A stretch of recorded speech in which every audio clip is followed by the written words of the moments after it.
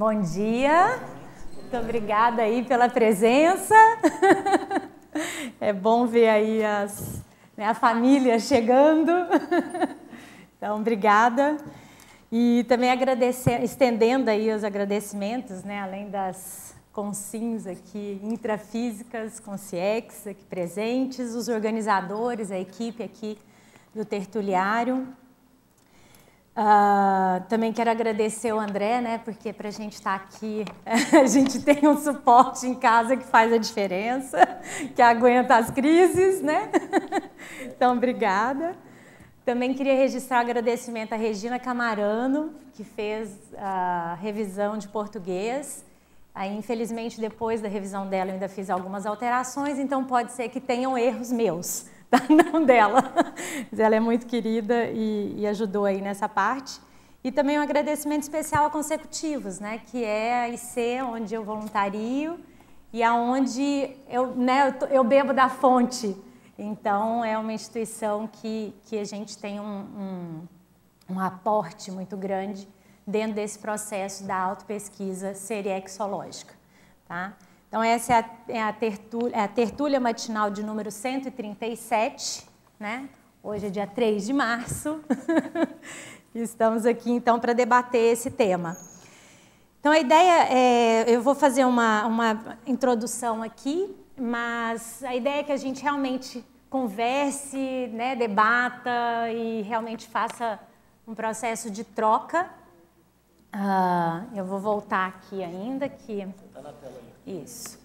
Por enquanto. Calma. calma, vou chegar lá. Antes vou fazer a parte formal aqui, tá? Então, a proposta desse tema é para debate, de trazer esse tema para debate, tem o objetivo de compartilhar uma casuística pessoal, técnicas, conteúdos e aprendizados visando disseminar a cultura da autopesquisa seriexológica e receber feedbacks para ampliação dos estudos desenvolvidos para essa temática. Então, esse foi a minha motivação, né, para estar aqui e eu fico muito feliz da gente poder fazer essas trocas e ter de vocês as contribuições. É importante ressaltar que esse material ele tem como fonte diversos livros, cursos, dinâmicas e especialmente os oferecidos pela Consecutivos. Então, assim, a ideia desse material é mais um compilado, né, pílulas, porque ele não representa a totalidade ou a vastidão de material que a gente tem já desenvolvido na CCCI sobre esse tema e mesmo fora. Então, eu me permiti fazer algumas compilações, algumas listagens que nos ajudassem a ter uma visão maior, mais aprofundada. Mas cada listagem dessa pode ser desenvolvida e destrinchada, né, e refeita num nível de profundidade e muito mais vasta do que está apresentada aqui, tá? Então, a ideia mesmo é nos ajudar a ter essa compilação para poder ajudar nesse debate. E esse é um tema que já existe verbete, foi um verbete defendido pelo professor Pedro Fernandes, que tem o tema de autopesquisa retrocognitiva, né, que é um sinônimo do que a gente está propondo aqui. E a definição do verbete traz o seguinte: a autopesquisa retrocognitiva é o ato ou o efeito de a consciência lúcida investigar os detalhes concernentes às raízes seriexológicas, holobiográficas e paragenéticas pessoais através da análise minuciosa da automanifestação pensênica, holossomática, etológica, parafenomênica, grupocármica, gesconológica e proexológica atuais. Então, é interessante que, inclusive, né, a gente tem aqui a questão proexológica, né, e a gente está na semana do balanço. Essa é uma sincronicidade interessante, porque a Consecutivos foi incubada pela Apex, né, e nesse momento o Pedro está apresentando a pesquisa pessoal dele no balanço. Então, a gente vê aí uma inter-relação muito grande entre a pesquisa seriexológica e a proexologia, até pelo fato de que a nossa proex foi feita com base no nosso histórico, né? Naquilo que a gente fez ao longo das nossas vidas.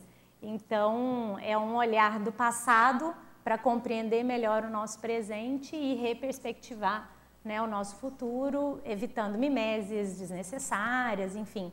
Então, achei sincrônico, né? Inclusive, nem era para ser hoje, a gente acabou mudando e teve essa coincidência aí de datas que, para mim, foi bem significativa.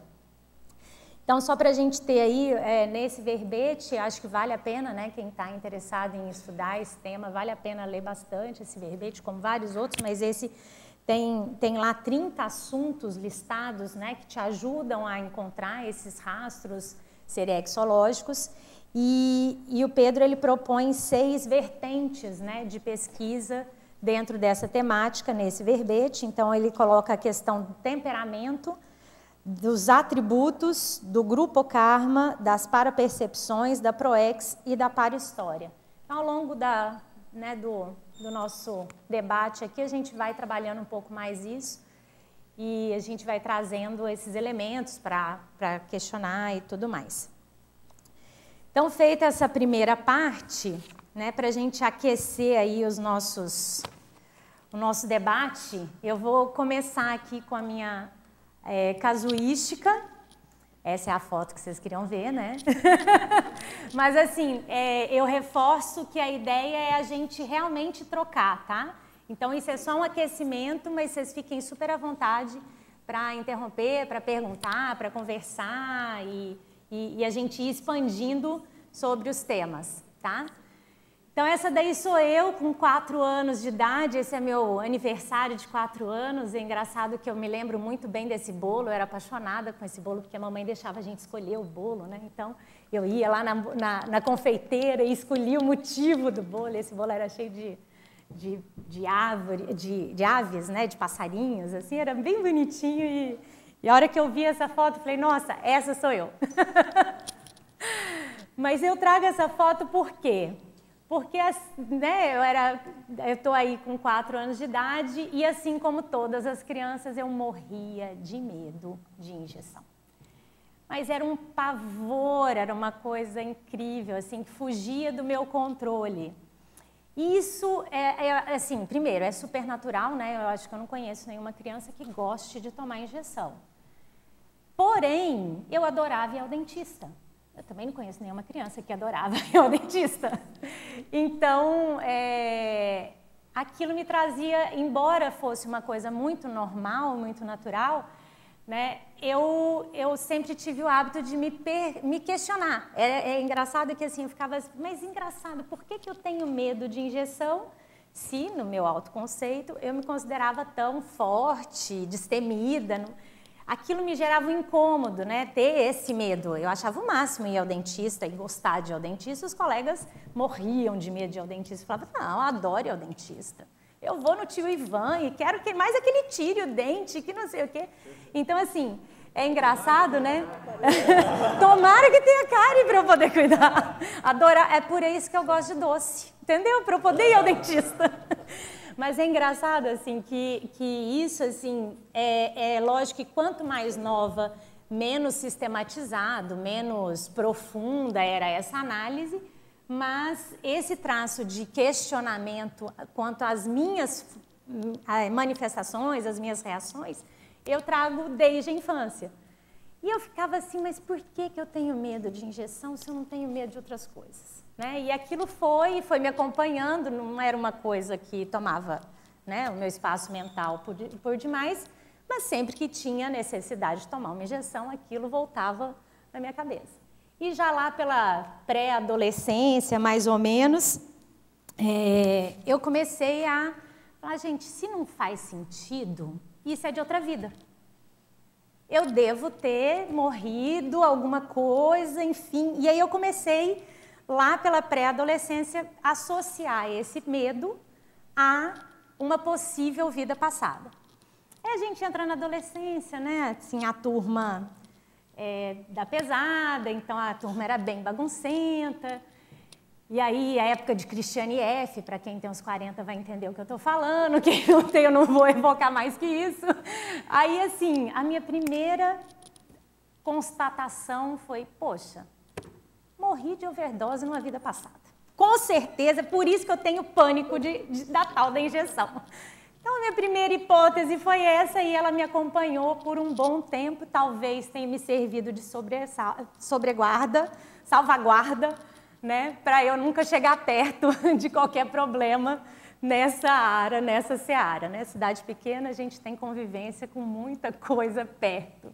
Então, talvez isso tenha sido uma salvaguarda mesmo para mim. Mas o fato é que eu, enfim, achei um motivo para eu ter esse medo de injeção. Aí lá pelos 30 anos, mais ou menos, já voluntariava na Aracê e eu ia para São Paulo, né, Clô? Eu ia, acho que quinzenalmente, se não me engano. Isso lá já em 2004. Eu ia a cada 15 dias para São Paulo para poder voluntariar na Aracê. E um dia, andando lá no alto da ladeira Porto Geral, né, com pouca gente em volta, eu comentando com um amigo da Aracê também, falei, não, você sabe que eu tenho essa hipótese, e a gente estava falando de vida passada e eu comentei isso. Ele olha para mim e fala assim, Lu, tá louca? Droga injetável é coisa muito nova, não deu tempo de você morrer e viver e tá aqui de novo já nessa altura. Poxa vida, você tem razão, acabou com tudo a minha estrutura de pesquisa, né? E aí aquilo foi muito interessante, assim, porque me fez pensar nos motivos que me levaram a chegar a essa conclusão, né? E eu falei, nossa, premissa errada. Eu não conhecia o suficiente daquilo que eu julguei ser o meu caso e aceitei logo de cara uma ideia. Então, aí eu comecei a ver que o apriorismo, né, me prejudicou nessa conclusão, que a questão do imediatismo e de aceitar uma ideia fácil não me levou a um aprofundamento da pesquisa. Mas, enfim, foi interessante entender.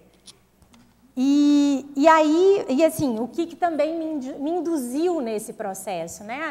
Os meus próprios amigos, os zeitgeist dali da minha adolescência, o meu próprio porão. Então, tudo isso me induziu a chegar a uma conclusão precipitada. Teve a sua função, mas, do ponto de vista de pesquisa serexológica, né, foi um erro. Falei, tá certo. Então, não tem sentido aí nesse processo. E aí, no ano seguinte, num laboratório lá da Aracê, acho que não passou. Ah, passou. Então, fazendo um laboratório lá na Aracê, eu tive a percepção, e me lembrou muito uma tia minha, né, uma irmã da minha mãe, que dessomou com 5 anos, quase 6, em função de um reumatismo infeccioso. E o tratamento para isso, na época, era tomar bezetacil todos os dias.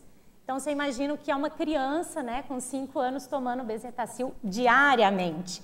E naquele momento aquilo me fez muito sentido, de poder ter sido ela ou dela estar na minha psicosfera e aquilo eu absorvi um medo dela, enfim.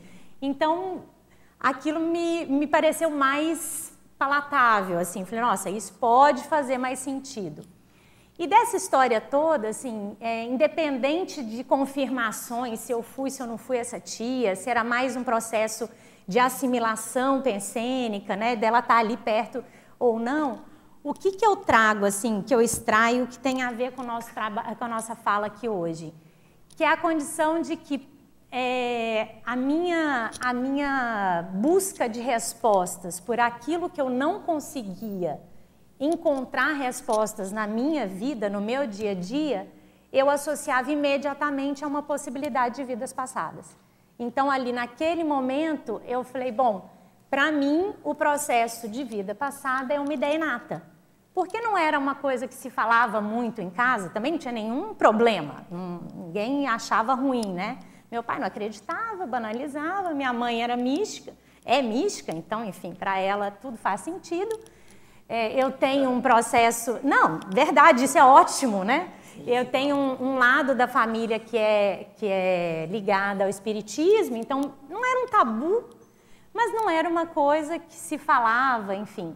Então, dessa reflexão, né, é bom a gente voltar e olhar para trás e a gente entender dessa reflexão toda, eu trago essa condição. Eu falei, nossa, a questão de vida passada para mim é uma ideia inata. A injeção, né, a agulha ali, foi um gatilho retrocognitivo que me gerou um incômodo a ponto de buscar respostas. O processo do imediatismo, do apriorismo é algo que eu tenho que trabalhar, porque no primeiro momento foi isso que falou mais alto, no lugar de procurar mais, né? E aí eu fiquei até me perguntando se, isso já agora, né? Se aquilo que é mais inato, mais tranquilo, que eu acho que é mais natural, se também não leva a gente a ter uma banalização ou imediatismo, um apriorismo no processo de reflexão. Que é tão natural que aí você já acha logo uma resposta e aquilo te satisfaz, sacia e tal, né? Então, assim, independente da história em si, o que é mais legal é a gente ir tirando, né, esses aprendizados e tudo mais. E foi bem isso que aconteceu e que eu fui percebendo ao longo desse processo. Aí, no ano seguinte, em 2006, eu comecei uma temporada é ótimo, né? Mas eu comecei uma temporada de serenários. Então, eu fiz, a partir de 2006, em 2006 eu fiz um primeiro serenário, e ali eu falei, não, eu vou fazer um por ano. A temática de interesse, de motivação com serenário não tinha nada a ver com serexologia. Eu queria trabalhar, num primeiro momento, né?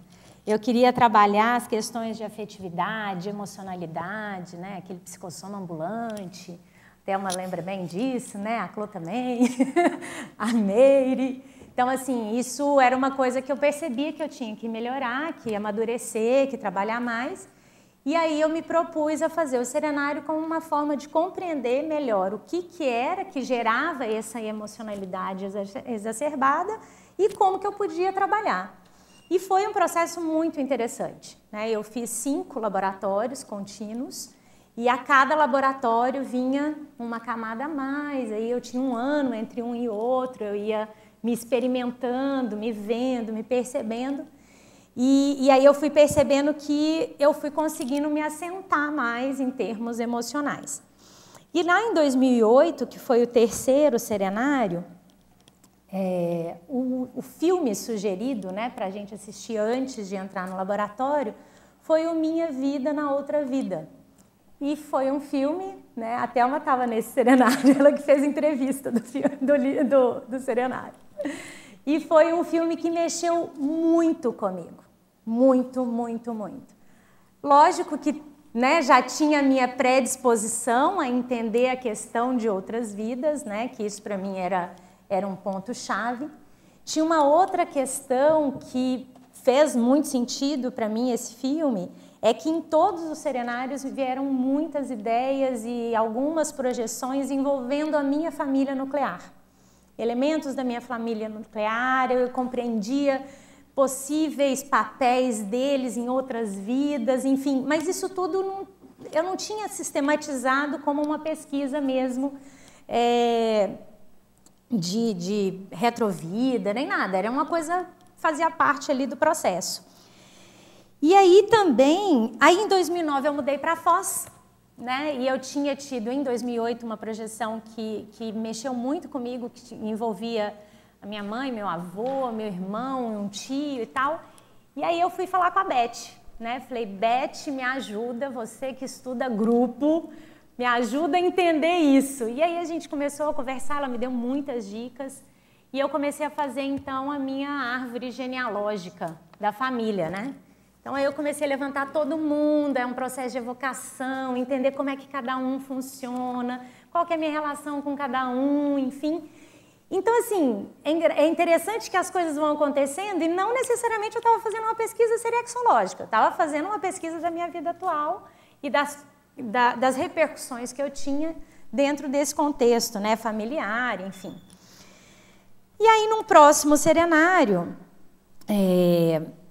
eu tive uma clareaudiência que foi em 2009 já, né? Aí já foi no ano seguinte.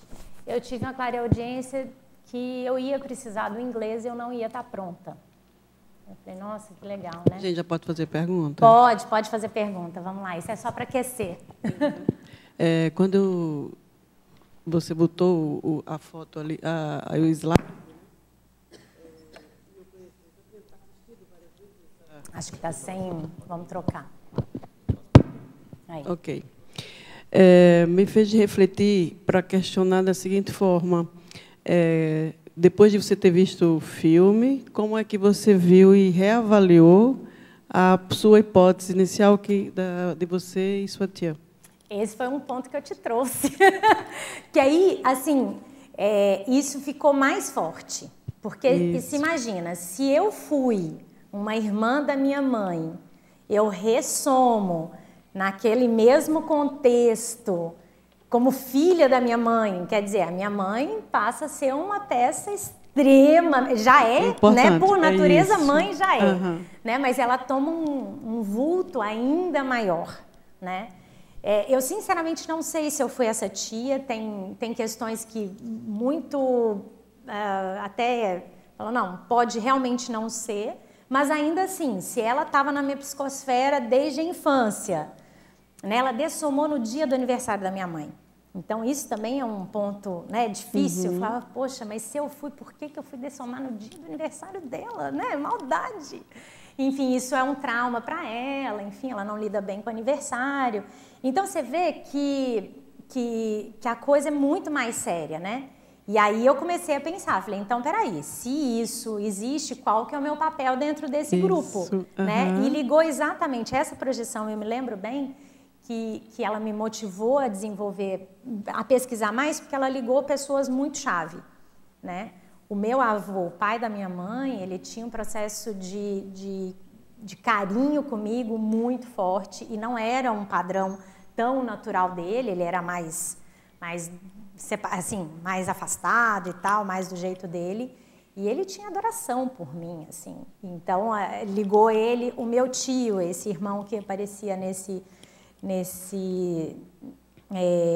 nessa projeção, é um tio que foi onde eu comecei a trabalhar, foi um tio que me deu meu primeiro emprego, me ensinou muito desse processo profissional. Então, assim, meu irmão, minha mãe, enfim, né? Então, eram pessoas muito ligadas mesmo. Então, eu olhei e falei, não, eu tenho que olhar para minha família. Tem alguma coisa aí que eu preciso, de fato, desenvolver e entender o meu papel dentro desse contexto familiar. Que é o grande ganho, né? Não necessariamente que seja a mesma personalidade, mas ela evoca um item, como se fosse uma senha, um lembrete, algo de algum compromisso que a gente precisaria, a partir daquela semente, daquela ideia, daquela senha, daquele encontro, seja lá como você entenda, você fazer essa... E isso é muito bacana, porque isso traz a questão do ganho da pesquisa, independente de qualquer confirmação. Isso, né? Isso. Então, se eu pegar lá, mesmo a minha primeira hipótese esdrúxula, foi seguro eu acho que ela me ajudou do ponto de vista de sobreguarda mesmo. Olha, não mexe com isso, que isso não é bom. Entendeu? Então, assim, ainda que fosse uma hipótese absolutamente sem sentido, ela teve uma função na minha vida. Mas ela teve um elemento que ela aparece nas duas hipóteses. Exatamente. Que é a seringa, né? Exatamente. E que me ligou a um segundo elemento, que aí já era uma segunda camada da pesquisa que tinha a ver com a minha questão familiar. Então, assim, da mesma forma que a nossa ProEx foi construída com base no nosso passado, a nossa família também foi construída com são base peças importantíssimas, no nosso histórico passado, né? E aí ela tanto é um aporte quanto é uma responsabilidade de recomposição. Então, assim, é muito... Porque você faz releitura e você entende o temperamento, vai entendendo melhor o temperamento de cada um e você vai convivendo melhor com aquilo e extraindo o máximo de informação para... Exatamente.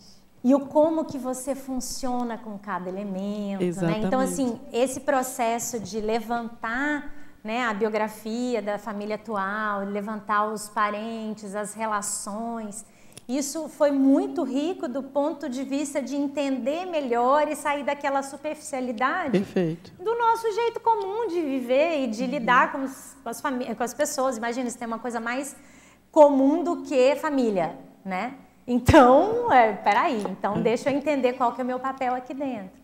Então, eu trago isso porque, em princípio, eu não tinha o foco numa pesquisa serexológica, né? Mas tudo faz parte e está dentro desse processo. E nesse ano de... Então, beleza? Então, aí nesse ano de 2009, vamos voltar lá no slide, a gente chega em Foz, né? A gente faz um mundo, né? Tudo de bom. Aí eu investi um monte em ir atrás de pesquisar e de conhecer, fiz um monte de curso. E aí eu trouxe, eu fiz um primeiro curso que foi a formação do conscienciólogo pesquisador. E nele a gente trabalhava com, assim, ao longo do curso você vai trabalhando para desenvolver uma técnica de autopesquisa, ou um processo, um tema, enfim, né? E eu trabalhei muito com uma técnica que eu desenvolvi a partir de uma oficina, que é outra coincidência aí, né? Uma oficina que o Caio Polizel, que hoje está na Tex, desenvolveu dentro da Aracê, que ele... É uma técnica que ele desenvolveu dentro de um seminário que era sobre planejamento estratégico existencial. Então, você vai vendo o quebra-cabeça, as coisas, todo mundo muito ligado. E aquilo foi, essa técnica que ele aplicou é como se fosse uma análise da sua vida atual, né, para você poder programar melhor a sua ProEx, a sua execução de ProEx. E eu gostei muito da metodologia e acabei desenvolvendo dentro daquela proposta uma variação, né? E desenvolvi a minha linha do tempo pessoal e a partir dela eu fui desenvolvendo uma série de outras tabulações, né? De pensamentos recorrentes, de cidades que eu visitei, músicas que eu gostava, livros, pessoas que eu encontrei, enfim, essa planilha ia ao infinito do ponto de vista de levantamento de dados pessoais. Até então, não sabia muito onde que isso ia dar. No final do curso, eu falei, nossa, vou fazer um verbete sobre isso, né? Sobre o inventário pessoal, eu até chamei de outro nome, inventário biográfico, enfim, alguma coisa assim, porque eu percebia que me ajudava a entender como eu era. A associação que eu fiz na época era que como se fosse um arqueólogo, sabe? Assim, eu sou muito visual, eu via ali um arqueólogo com um pincelzinho limpando a poeirinha para ver o que tinha embaixo, sabe? Então, essa técnica para mim funcionava como se fosse isso. Eu me via, mas eu conseguia fazer um distanciamento porque eu tinha fatos ali. Então, contra fatos não tem argumento, né? Então, era como se eu conseguisse ir aprofundando dentro da minha intraconsciencialidade sem necessariamente eu estar fazendo só uma análise minha, sabe? Assim, como eu tinha dado, eu inseria dados, num determinado momento eu só inseria. Aí, de repente, eu parava e fazia análise. Então, isso me ajudava a ter essa visão mais, entre aspas, distanciada do processo. E aí, no final, então, do curso, eu falei assim, eu vou fazer um verbete e, curiosamente, o Djalma, naquela semana que eu decidi fazer o verbete, defendeu um verbete com esse tema, técnica do autoinventariograma. Falei, nossa, tá tudo ligado. E o Djalma foi meu professor, foi inclusive propositor, né, do primeiro curso de seriexologia que eu fiz, que foi na Aracê, que era o autoconscientização pluriexistencial. Então, você vê que em princípio tem nada a ver com pesquisa seriexológica, mas está tudo no mesmo pacote. Tá fazendo sentido aí? Vocês estão... Ok, então vamos lá. E aí, outra coisa que eu fiz então nesse ano foi a árvore genealógica da minha família, né? Como eu falei aqui que a Beth me ajudou bastante. E no ano seguinte, eu tive uma experiência na escola de projeção lúcida, que me levou à identificação do deslumbramento, né? Se meu tema de serenário era a emoção, o deslumbramento está super dentro. E aí eu percebi, então, o mecanismo, como funcionava e acabei escrevendo, né? E coloquei isso, esse tema, né? Esse artigo entrou no primeiro congresso de autopesquisologia. Nessa época, eu já estava com tudo pronto, né? Depois da chamada que eu ia precisar do inglês, eu não ia estar pronta, então vamos estudar inglês de novo. E aí eu comecei a fazer aulas aqui em Foz mesmo, mas como o meu jeito de aprender é fazendo, eu falei, não, então vou para os Estados Unidos e vou ficar lá um mês para estudar inglês, que eu tenho certeza que eu vou desasnar, né? Então, por que Estados Unidos e não Inglaterra, afinal de contas? Se é para estudar inglês, né? Podia ser qualquer país de língua inglesa.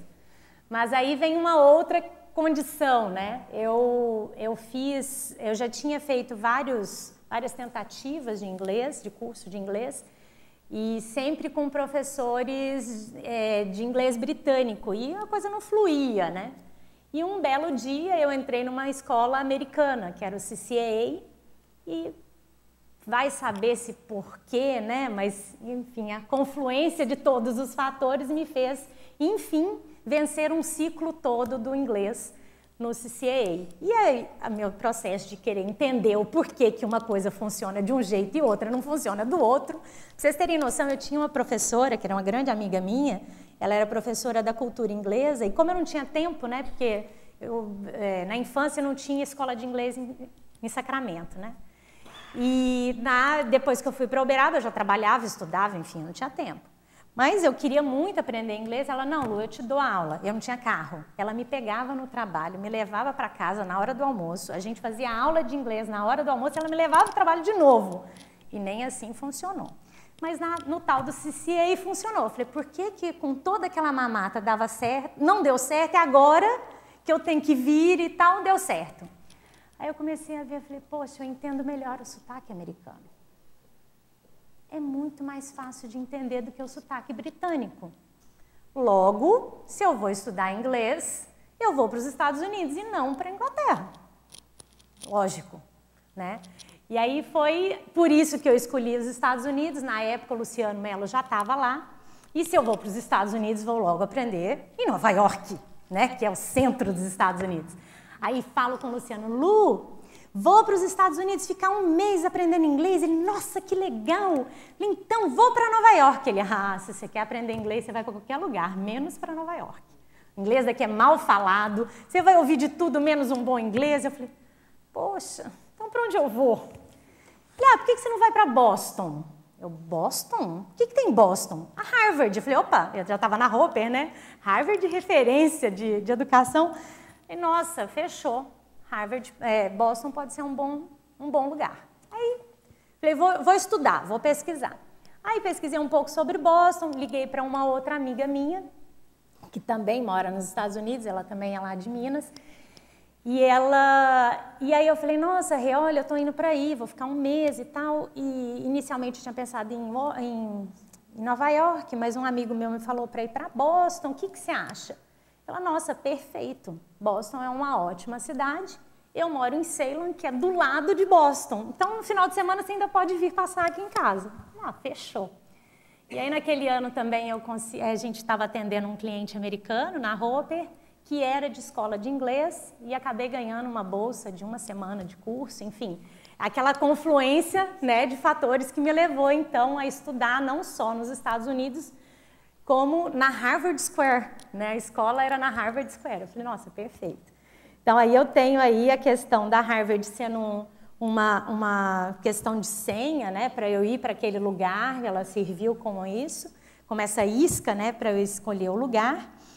E antes de ir, aconteceu uma série de sincronicidades com um nome que não fazia o menor sentido para mim, que era Abigail. Muita gente já conhece essa história. E aí, chegando nos Estados Unidos, eu acabei encontrando uma Abigail. Então, aí eu comecei a dar valor a um processo de pesquisa serexológica mais estruturada. Até então, eu considero que eu estava num período de preparação, né? Então, se eu olho assim, eu faço muito isso, né? Eu vou vivendo, chega um determinado ponto, eu paro e faço um overview, para começar a entender melhor, porque no dia a dia a gente acaba passando batido em muita coisa, né?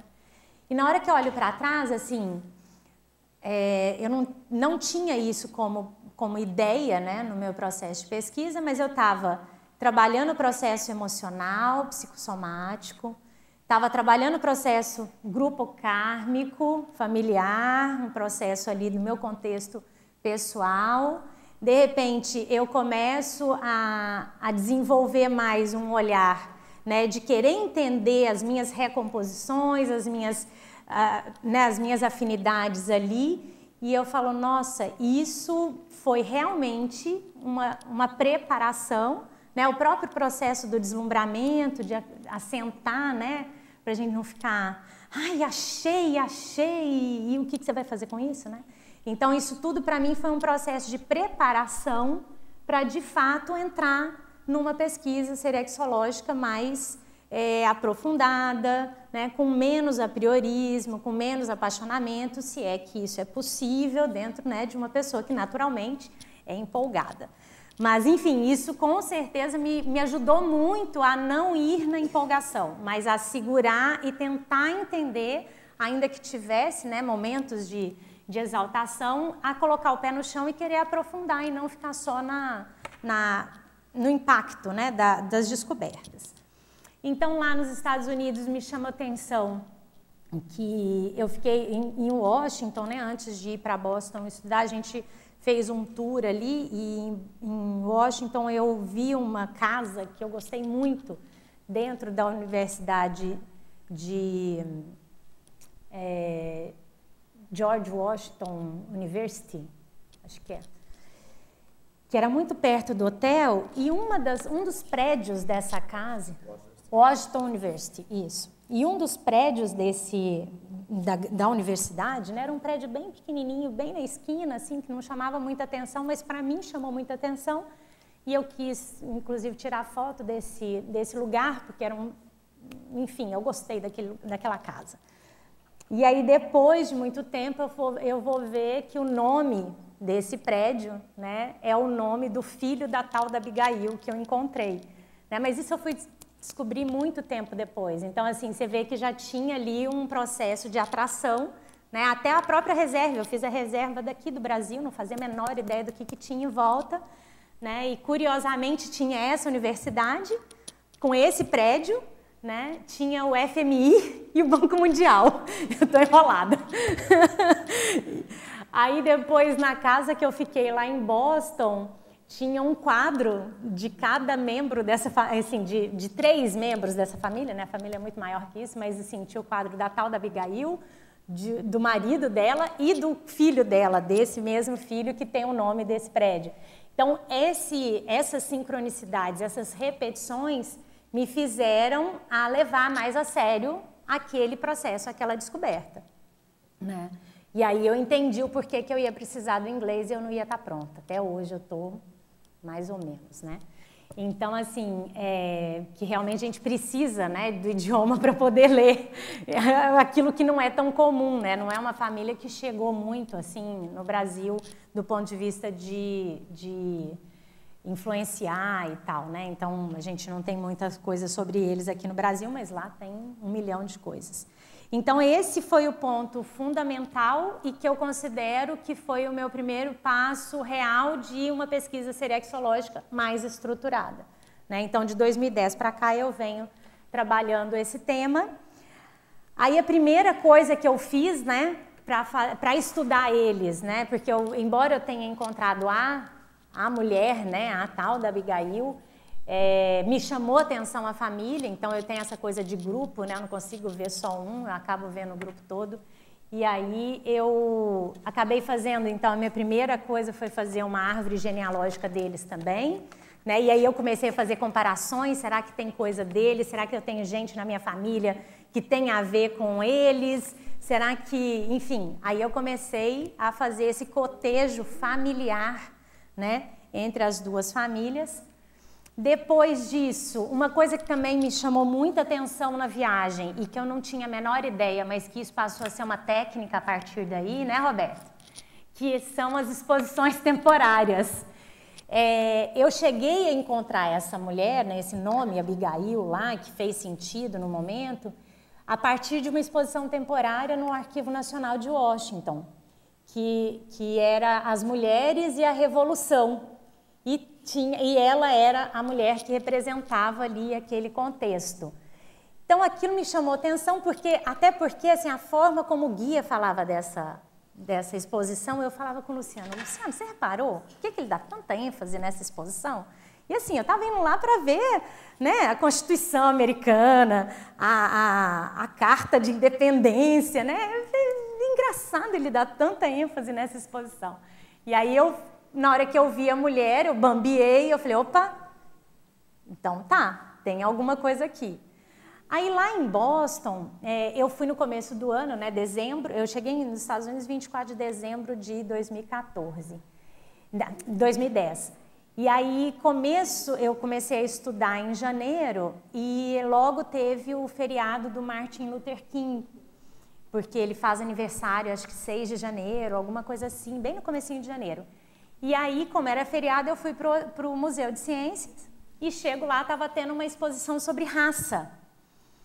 E eu, num primeiro momento, quando eu falei que eu ia para os Estados Unidos, a minha escolha de ir para Washington é porque eu queria ver o monumento ao Lincoln, né, do Lincoln, que eu já tinha essa coisa desde a época de escola, eu gostava muito do Lincoln, da questão, né, da abolição, aquilo era uma coisa que me chamava atenção. Então, na hora que eu cheguei em Boston, tinha uma exposição sobre raça, e aquilo, né, era lógico de todas as etnias, mas especialmente a questão racial negra. E aí eu falei, nossa, que curioso. E um outro ponto que eu queria conhecer muito lá em Boston era, afinal de contas, a Harvard, né, e especialmente a Harvard Business School, que eu sou economista, então eu queria, né, conhecer a escola de negócios da Harvard. E eu tive uma repercussão super positiva lá, e na biblioteca da Business School estava tendo uma exposição que também me chamou a atenção, que era Compre Agora, Pague Depois, que mostrava o processo da venda, do crédito, né, do comércio, e do endividamento em função desse crédito.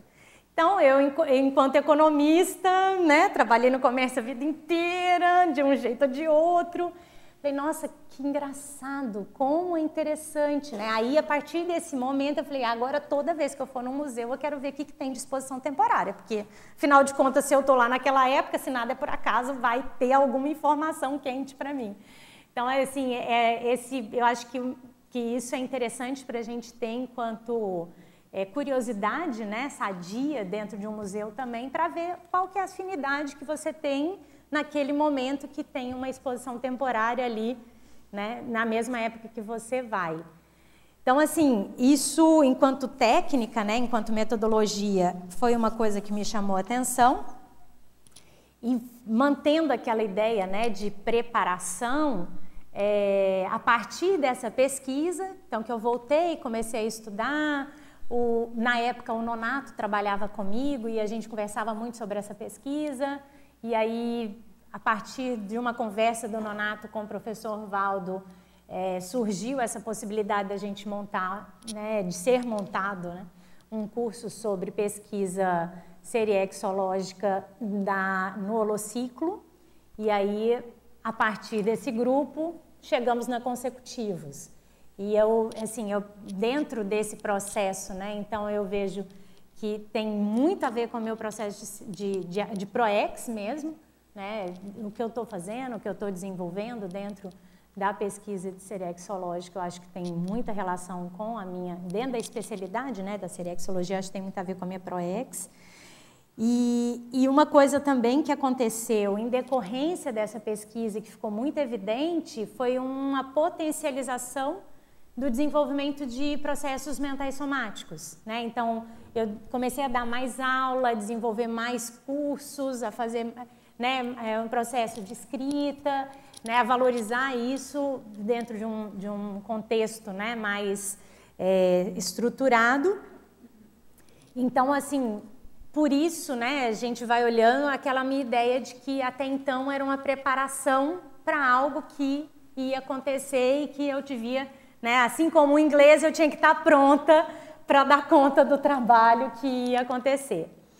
Então, dentro dessa, pegando só esse recorte, né, do que eu vi nos Estados Unidos, dessa minha primeira pesquisa, com aquilo que eu fui vendo dentro dos cursos, né, especialmente aquele primeiro curso que a gente desenvolveu depois dos fóruns, né, na consecutivos, o primeiro curso foi o Retrosenha.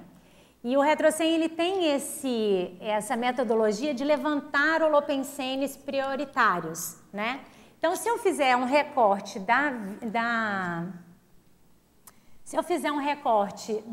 da viagem, eu tinha lá o processo político, né? Porque eu não falei aqui, mas enfim, a tal da Abigail foi primeira-dama americana, o filho dela, que eu tirei foto lá da casa, foi presidente americano, o marido dela foi presidente, enfim. Então, tem um processo político aí que eu não posso negar, embora eu tivesse negado a vida inteira, que eu não tinha nada a ver com isso. Né, Aninha? E uma outra questão, a questão do comércio, né? Se eu pegar lá o compre agora e pague depois, isso evidencia bem uma questão de comércio, que na minha vida atual tem tudo a ver. E se eu ligar essas duas, né, política e comércio, a gente vem aí o processo instituído da escravidão, né? E aí a questão da raça e tudo mais. Então, se a gente vai pegando as experiências, né, e vai compilando, né, a gente vai encontrando mais elementos que nos tragam indícios mais fortes em termos de passado.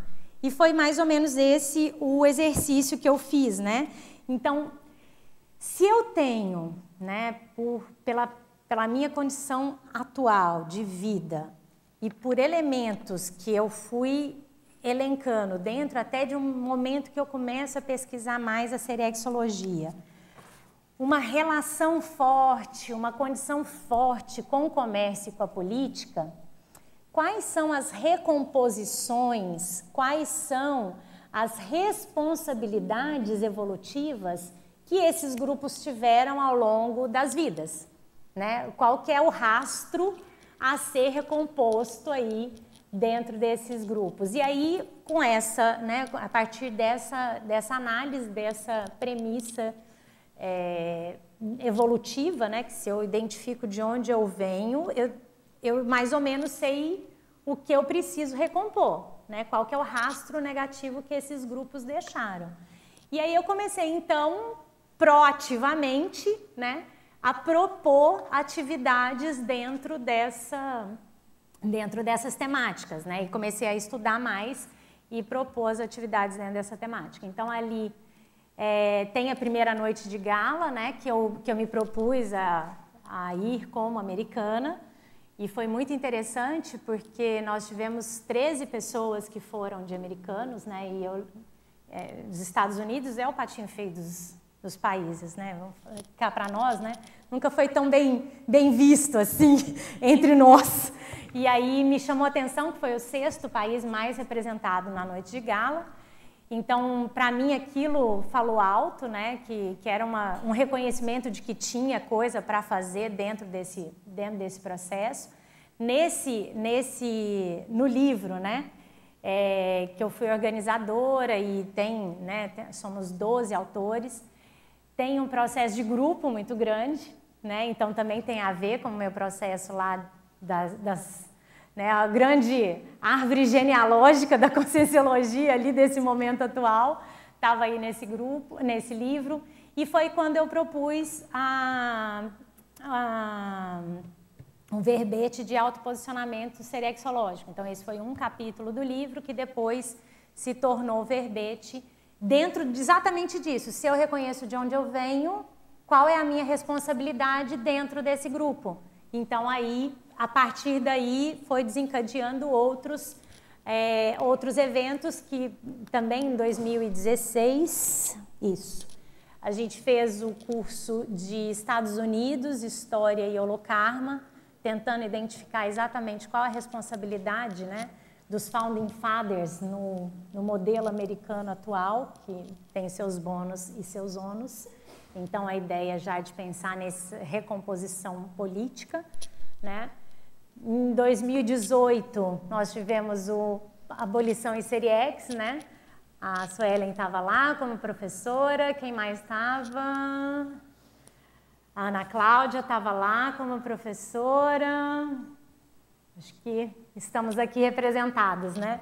Então, já tentando trazer essa recomposição dentro de um processo escravagista, né, considerando essa hipótese forte, né, de ter passado pelo escravagismo, e não só ter sido escrava, né, que é mais cômoda a postura de vítima, mas assumindo já uma responsabilidade maior aí, não dentro de uma postura de vítima, mas de recomposição. E esse ano, que dentro ainda desse Holopensene do Comércio, que teve o curso de desenvolvimento do perfil empreendedor ao longo de vidas no Mediterrâneo, onde eu também faço um recorte especial do ponto de vista do empreendedorismo comercial, né, dentro da linha comercial, e as responsabilidades, né, e falhas que a gente tem, cacuetes que a gente tem, trafaristas também, traforistas e trafaristas desenvolvidos aí dentro do comércio, né? Então, quais são os trafores e trafares que a gente desenvolve e o que a gente pode, né, virar de trafar, enfim, reverter isso. Então, assim, se a gente fizer um recorte, né, geral, eu fui pegando elementos que me trouxessem esse encadeamento lógico, né, para a gente ver desde uma preparação para a pesquisa, né, até o processo da responsabilidade com essa pesquisa e as recomposições através do autoposicionamento serexológico, né, Cal? Então, estou aí nesse processo ainda de identificação dos rastros evolutivos, né, rumo aos próximos capítulos dessa história. E aí eu trago essa imagem que é bem interessante, que em 2010, antes de eu ir para viajar para os Estados Unidos, eu queria montar um blog com esse nome, Rastro Evolutivo. E aí eu encomendei do Pedro Marcelino uma imagem. Falei, Pedro, eu quero uma imagem que represente rastro evolutivo. E ele fez, é a primeira vez que eu divulgo publicamente essa imagem, ela ficou guardada aí 9 anos na gaveta, mas foi bem interessante que ele falou que foi uma das imagens mais difíceis que ele já fez, né, do ponto de vista de pensar em algo que representasse, né? Mas eu ainda vou estudar mais essa imagem, porque ele coloca um papiro ali, ele coloca a Mona Lisa, aí você vai vendo assim, como a pessoa te enxerga, né? Então tem música, tem filme, tem partituras ali, então assim, é interessante que, embora tenha sido... Oi? São os registros de rastro que, pelo menos, né, ele enxergou da minha história, né? Então, assim, essa é uma imagem que eu ainda vou debruçar um pouco mais sobre ela para entender, né, de alguns elementos que eu posso ainda não ter avaliado. Mas a ideia, então, inicial era só para aquecer os motores, e eu estou aí com vocês. A imagem é impactante, mas ela mostra a história do local, de todos, né? Em que linha? São várias linhas que ele está mostrando aí. São várias linhas. Mas é essa a ideia, né? A gente Perfeito, poder... E entender legal. que a gente já fez parte de muita coisa, né? Isso. Não é uma coisa só, não... Isso, Foi muito legal. Não é tão linear assim, isso, né? A gente navega... O momento foi na música, na política, no comércio, não? Interessantíssimo. É bem interessante. É muito legal você estar falando disso hoje. Eu, assim, sou fã de todas essas técnicas que você desenvolveu. Eu acho que essa do inventário, ela realmente facilita muito uma visão distanciada um pouco de você mesmo, né? Porque às vezes a gente está tão imerso na gente, a gente não enxerga, e colocar no papel enquanto técnica, isso facilita, sim, horrores. Mesmo que a gente não preencha tudo, né? Assim, ipsis literis, cada sessão, mas as que realmente saltam os olhos e a gente consegue preencher, faz toda uma diferença para a gente conseguir enxergar realmente com distanciamento e poder fazer análise, assim. Agora, eu acho que o pulo do gato dentro dessa pesquisa toda foi quando você fala sobre o autoposicionamento. Eu acho que foi a aula que mais mexeu comigo na escola, porque realmente é a hora que a gente assume a responsabilidade, né? Tipo, não tem mais para onde fugir. Você levantou todos os dados, agora você vai ter que bancar. E é como se você fizesse realmente o início, que é esse levantamento, e esse fechamento, que eu acho que é o mais sério, mais importante, que é onde vai levar para a proexologia, né? O que eu faço agora com todos esses dados? E aí, você puder falar um pouquinho mais sobre esse desenvolvimento do autoposicionamento, que eu acho que é o pulo do gato da pesquisa serexológica. Assim. Então, vamos lá. Primeiro, até voltando um pouco na questão da técnica, né? É interessante que, assim, essa é uma técnica que a gente usa na escola, de personalidade consecutiva, e não é uma técnica necessariamente minha, né? Então, você vê, eu estava escrevendo sobre ela dentro do meu jeito de pensar, o Djalma já estava publicando dentro dessa mesma vertente, o Roberto tinha alguma coisa já também nessa linha, se não me engano, o Caio já, né, a partir de uma técnica que também mais ou menos trabalhava isso, teve para o Caio. Então, é interessante que as técnicas, elas vão sendo adaptadas a você, né? Então, essa é uma questão interessante dentro do processo da pesquisa, que existem os métodos e você vai desenvolvendo, né, utilizando esses métodos e adaptando à sua realidade, né? O próprio método te mostra muito do seu passado. Né, o como você interage com o método, o como você cria o método, já mostra muito do passado. Então, isso é uma coisa, assim, só resgatando essa primeira fala sua, que eu acho que é muito rica da gente avaliar, né? E a segunda parte, que é do autoposicionamento, assim, foi muito interessante de como que eu cheguei nisso, né? Porque, primeiro, quando o professor Valdo propôs a noite de gala, e, enfim, a serexologia é um dos pilares da conscienciologia, né? Então, para todo mundo isso é um ponto pacífico, todo mundo entende isso, todo mundo tem isso como, ok, isso faz parte realmente do processo evolutivo. Mas, na noite de gala, além de você ir, o fato de você ter que se posicionar, né, representando um grupo, isso gerou muita crise. E foi isso que me chamou a atenção. Porque se era um pilar, né, se é algo que todo mundo reconhece, né, e admite como hipótese de que realmente exista e seja um fato e interfere, né, na nossa vida atual, isso tinha que estar mais pacífico para todo mundo, né? E de fato não estava. Então era muito interessante, porque você via a pessoa que às vezes durante o período de preparação teve experiência retocognitiva, teve projeção, identificou com determinado grupo, mas na hora H, não, esse não. Não, eu vou de outra coisa, porque veja, esse é muito assim, é muito assado. Eu falo, mas vem cá, a experiência que você teve não é nesse? Foi, mas eu não dou conta, não vou bancar. Claro que, né, aí assim, lógico, a gente tem que ter inteligência. A gente não pode ser leviano, não estou fazendo essa apologia. A gente tem que realmente ter sustentabilidade para bancar determinados posicionamentos. Mas, gente, a gente também tem que se esforçar nesse processo, né? Então, me chamou a atenção o quanto ainda se regateava de assumir determinados papéis em termos de passado.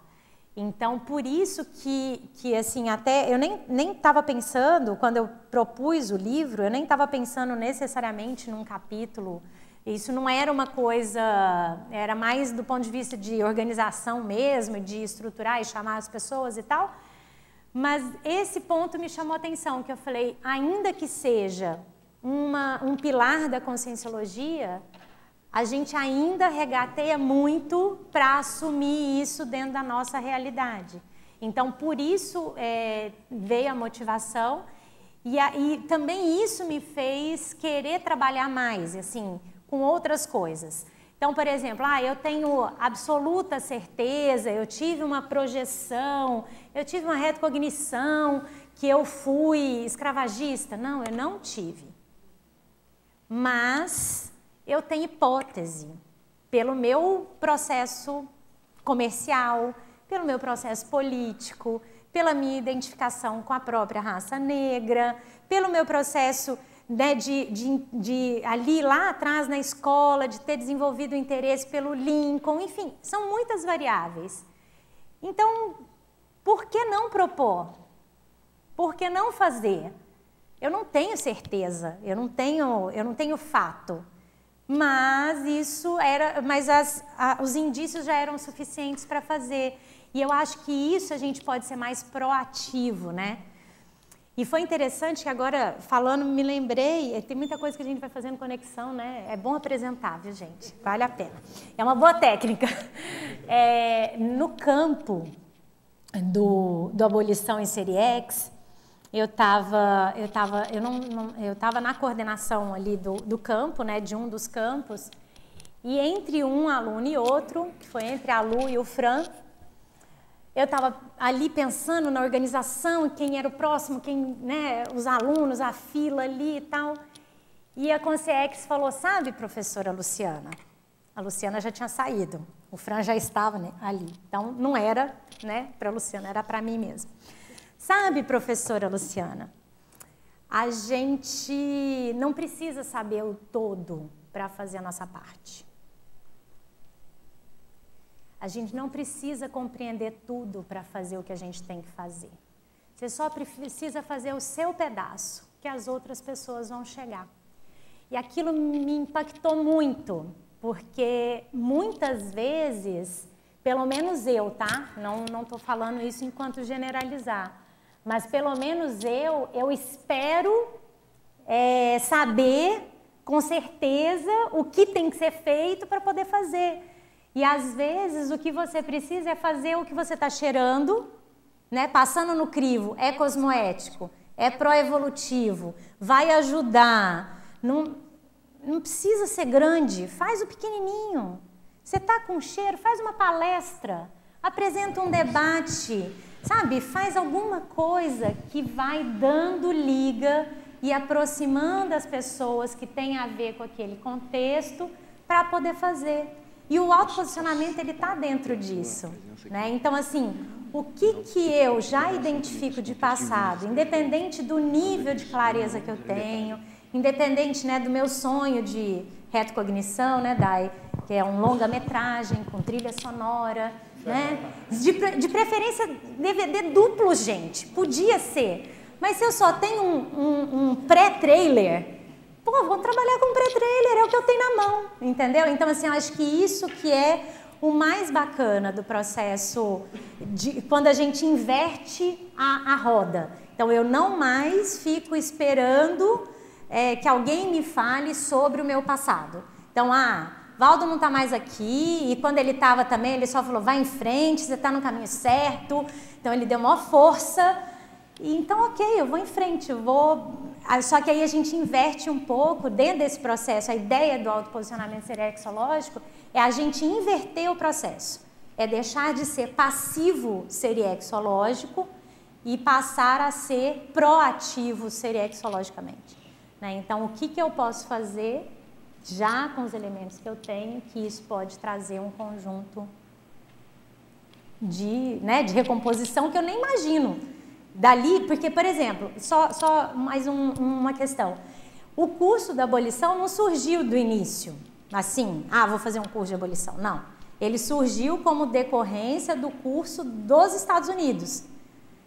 Porque lá no curso dos Estados Unidos a gente separou, né, um primeiro momento de contextualização da colonização, depois da independência, a gente foi pegando os marcos dentro dos Estados Unidos. O outro era a questão da abolição e o tempo contemporâneo, né, o tempo atual. Na hora que fez a parte da abolição, eu falei, cara, tem coisa aqui. Vamos continuar. Até quem foi o professor dessa área foi o Max, né? E eu falei, gente, vamos fazer um segundo, né? Então, assim, você veja, lá no começo eu ainda não estava com a ideia da abolição. E se eu pegar, assim, em termos de energia, de público, de tudo, A abolição foi muito mais forte do que os Estados Unidos, né? Só que se eu não tivesse, aí trazendo lá para falar da Consciência, se eu não tivesse feito dos Estados Unidos, talvez não tivesse chegado no da abolição. E aí a coisa, entende? Então é nesse sentido que eu acho que vale a pena a gente pensar. Luciana, eu queria pegar o gancho da abolição, né, que você falou. Pedir para você falar um pouco mais sobre esse processo da escravidão, da abolição e da Abigail. Na verdade, para você contar um pouco mais sobre essa questão, porque quando a gente pensa em escravidão, assim, tudo soa muito, talvez, dramático, alguma coisa assim, mas, ao mesmo tempo, a sua presença aqui mostra que isso se resolve, se encaminha e tal.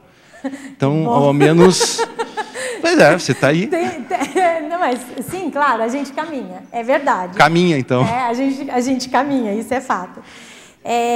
Num primeiro momento, eu não fazia ligação entre uma coisa e outra, sabe? Zaz, o que eu vi? Na hora que eu fui montar o segundo colóquio que eu fiz sobre os Adams, né, que eu fiz o ano passado, eu revi todas as fotos da minha primeira viagem.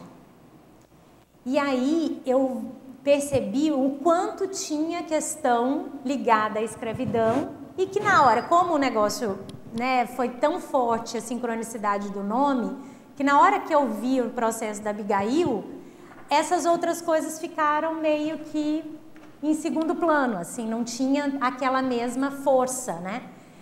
E aí o que acontece? Assim, se eu for aprofundar... Então, primeiro, eu tive uma vivência super forte forte, vamos dizer, né? Mas eu fiz no Museu do Jornal, lá em Washington, um dos andares é uma linha do tempo de jornais, né? Então, vários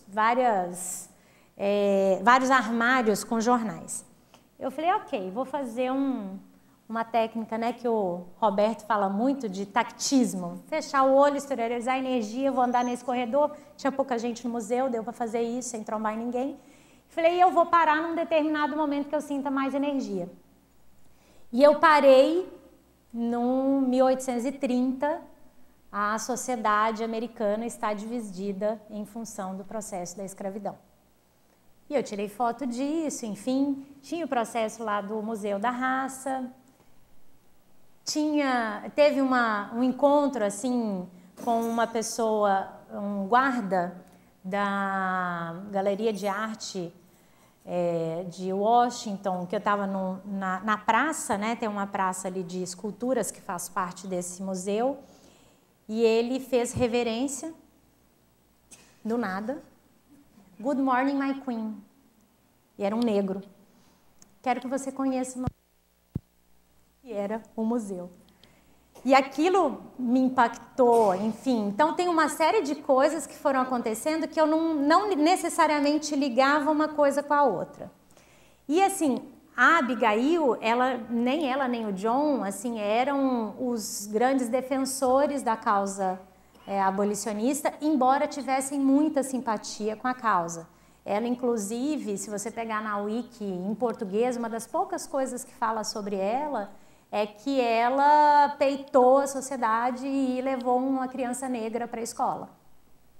Então, ela é reconhecida nisso, mas ela é muito mais conhecida pela advocacia dos direitos das mulheres do que necessariamente dos negros, enfim, do fim da abolição, do fim da escravidão. Só que aí, se você pega na família, esse é um tema que eu considero que foi um tema de revezamento das gerações, sabe? Geracional. Essa primeira geração, eles valorizavam o processo da abolição, mas tinham como foco muito mais a liberdade política, né? Então, a independência. Já a segunda geração vem o Quincy, que realmente era bem afeito ao processo da abolição e era reconhecido como tal, mas ele foi mais ostensivo no final da vida dele, né, que inclusive foi um dos advogados do caso Amistad, foi o advogado na última instância, foi o defensor da causa. E já o filho dele, um dos filhos do Quincy, ele teve, inclusive, jornal abolicionista, trabalhou como diplomata do Lincoln. Então, aí você vê que vai tendo um amadurecimento dentro da própria família, né? Com uma temática de liberdade ali como pano de fundo, né? E a causa abolicionista sendo uma das expressões desse tema liberdade. Então, assim, o que eu vejo é que existe uma relação muito forte, né, entre esses componentes. Agora, inclusive, trazendo essa questão da Abigail, né, eu tenho hoje já uma hipótese forte de que eu não fui essa Abigail primeira, tá? Até no colóquio eu coloco, né, essa condição, que eu eu cheguei à conclusão de que eu não posso ter sido ela, até em função de algumas questões de atributos mesmo. Tem algumas coisas que parecem demais, mas tem alguns itens que são muito excludentes. Então, eu tenho outras hipóteses ali de ter participado do processo da independência americana, mas não necessariamente sendo ela, alguém ligado à família, alguma coisa. Tem algumas outras hipóteses.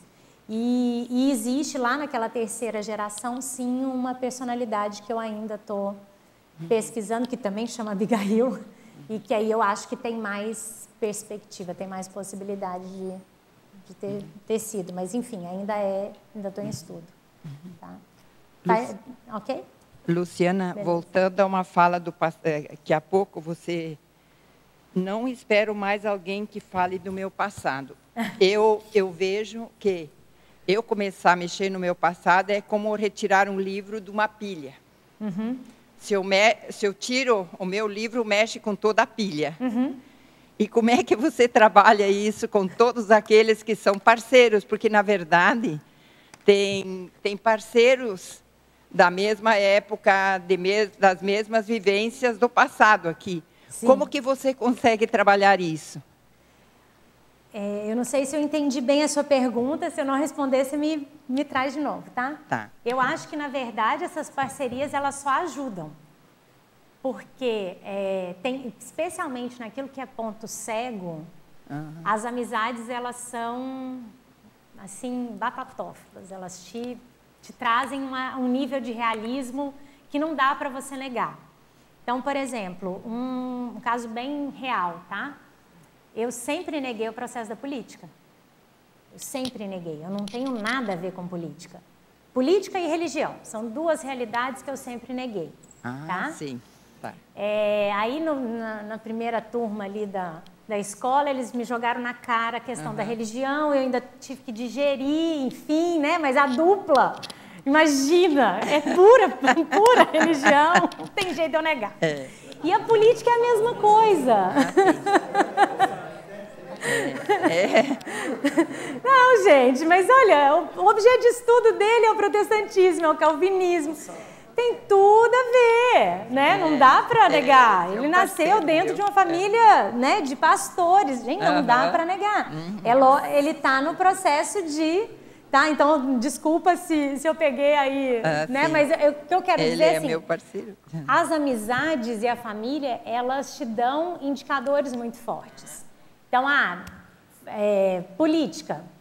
Eu sempre falei que não, imagina, nunca me envolvi com política, eu não gostava de política, eu não acredito na política, eu não tenho a menor expectativa de nada que vem de política. Então, eu não tenho nada a ver com a política. Só com o comércio. Aí comércio eu sempre aceitei. Mas Minas Gerais não diz nada. Aí, tá vendo como que os amigos funcionam? Nada a ver. Eu moro, né?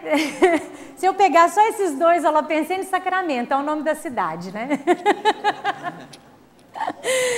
Se eu pegar na minha família, eu tenho primos, primeiros, e, enfim... primos, tios, enfim, parentes muito próximos ligados à política mesmo, né? Minha casa era um QG político. Então, o povo ia para lá no final de semana para discutir, porque a gente era amigo de todo mundo, enfim, então o que vamos fazer, qual vai ser a estratégia. Enfim, então não dá para negar. E mesmo aqui, né, na hora que você levanta as pessoas com quem você tem mais afinidade, olha lá, essa pessoa é política. Mas não tem nada a ver com política, mas eu gosto tanto dela. Como é que eu faço? Aí você pega o segundo. Poxa, mas essa pessoa também é da política, mas não tem nada a ver com isso. Então, aí você começa a ter um choque de realidade daquilo que você negava. E aí você começa, então ainda, né, pensamento científico, não estou assumindo como real. Mas quais são os meus pontos que trazem essa condição? Aí você começa a enxergar, que é o que muito que eu fiz nessa análise das viagens, né? Porque gente, uma outra coisa, né, dentro desse processo da política, eu não estava nem procurando, e sinceramente essa ainda é uma peça solta no meu quebra-cabeça. Eu lá, na primeira viagem que eu fui para Londres, eu procurando os endereços onde os Adams moravam, eu passo por uma placa, aqui morou Simão Bolívar.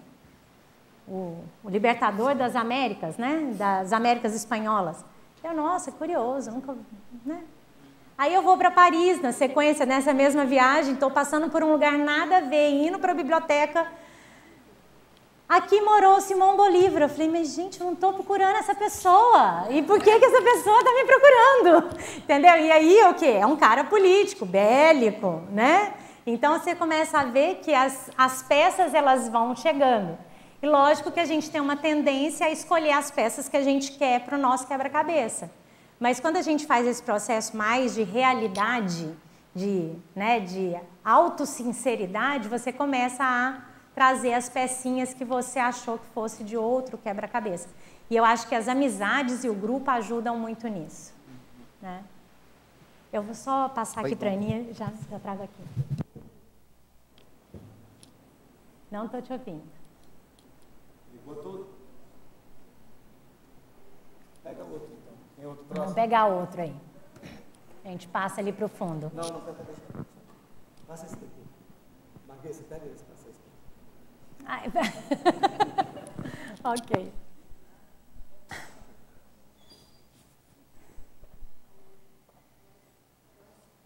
Vamos lá.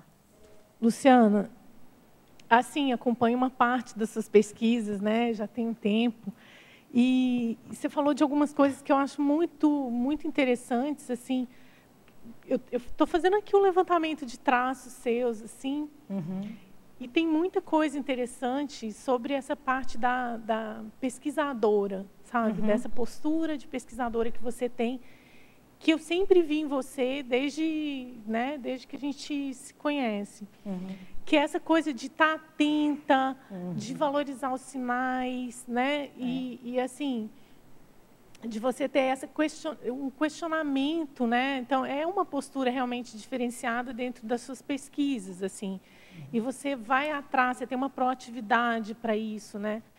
E eu acho que isso é um grande diferencial, é um grande, vamos dizer assim, exemplarismo pesquisístico que você tem para ensinar para a gente. Eu acho que é realmente um traforzão, assim, muito sério da sua vida, assim. E vejo que também vi você descobrindo as coisas lá no início e como é que você foi lidando com isso, né? Com esses grupos, porque estava vendo aqui, você levanta dados, né? Quando você começa a fazer esse levantamento de dados, você vai começando a ter mais contato com esses grupos, né? E nem sempre você está interessado nos traços que vêm, né, que nem você falou agora, e eu com a política. Normalmente a gente não está interessado nos traços que vêm. Exatamente, porque assim, a maioria das vezes nós estamos trabalhando com grupos, a gente às vezes quer ficar num papel de vítima, né? Sendo que na realidade a gente muitas vezes, a maioria das vezes, nós somos algozes, né, no processo, pela nossa força de liderança e tal. E aí que a gente não quer muito ver esse grupo. E esse grupo está lá cobrando da gente, né? Porque a gente fez alguma coisa, alguma M a gente fez, eles estão cobrando aquilo da gente. Quando a gente começa a achar os indícios e tocar, encostar nesses grupos, a gente começa a ter uma reação, né? Sim. E às vezes a reação é de saída pela esquerda, né? De não enfrentamento desse processo. E aí, se a gente não vai para frente, a gente não consegue fazer recomposição, né? Sim. Como é que a gente vai recompor com esses grupos, né? Então, eu vejo que esse trabalho que você foi fazendo tem um pouco de midritização também, né? Porque você vai encostando, você vai tateando o grupo tem e tal. Camadas, Por isso né? que tem um... Isso, eu queria que você falasse um pouco disso, dessas camadas e desse processo. Sim. Você pegou alguns pontos assim bem que eu considero assim bem cruciais, tá? Primeiro, eu concordo com você que eu acho que o meu trafor serexológico, né? Se eu for pensar dentro da pesquisa, o meu trafor é ter esse olhar detalhista, assim, e valorizar o detalhe. Então, eu não banalizo, que eu até acho que né, em função, tudo tem seus lados, né, seus prós e contras, então o deslumbramento ajudou nesse processo de valorizar o detalhe, tá? Então, trabalhado isso, né, ajustou o deslumbramento, eu consegui extrair o que é bom desse processo, que é a valorização do detalhe. Às vezes, uma coisa pequena pode estar escondendo uma coisa maior. Então, eu acho que esse talvez seja o meu grande aliado no processo da pesquisa serexológica, porque eu consigo fazer essa continuidade a partir... Eu pego uma isca e vou. E é um detalhismo parapsíquico, né? Porque tem um viés parapsíquico que você tem nesse processo todo, né? Então, assim, a expressão do... é a minha expressão parapsíquica, né? Às vezes alguma coisa que chama atenção, porque... Como eu não tenho, assim, uma predisposição grande a ter clarividência, não é a minha expressão parapsíquica, ela não é muito dessa. Ela é mais intuitiva, ela é mais perceptiva. É cognitiva, né? Porque também a gente tem uma tendência de ficar valorizando as clarividências, o fenômeno em si. E, na verdade, é um processo parapsíquico bastante sério, né? Que eu acho que vale a pena, tem um valor danado, né? Então, assim, eu aprendi a lidar com isso e eu realmente dou, né, atenção para isso. Então, esse é um ponto que eu acho que é interessante. Um outro ponto que você colocou e que ajuda a gente, né, a pensar é que a gente gosta do papel da vítima, né, é muito mais confortável. Mas, se a gente for pensar na lógica, é vítima depois de ser algoz. Então, a gente, né, muda os papéis, vai e volta o tempo todo. Então, num momento que a gente se vê como vítima, inevitavelmente é melhor você olhar o outro papel, porque você já deve ter passado por ele também, né? Faz sentido dentro dessa lógica da ação e reação, né? Então, acho que isso também é um ponto para a gente pensar e ajudar a desdramatizar. E essa talvez seja uma palavra-chave no processo, no terceiro, que é o que você falou do enfrentamento, que é a desdramatização. Se a gente está assumindo que a serexologia ela é real, ela está presente, que a gente está num processo evolutivo, que a gente está num crescendo, hoje a nossa expressão é a melhor de todas as nossas vidas. Então, se eu olhar para os meus trafares, que não são poucos, eu com certeza tinha essa expressão de trafar muito mais ampliada em outras existências.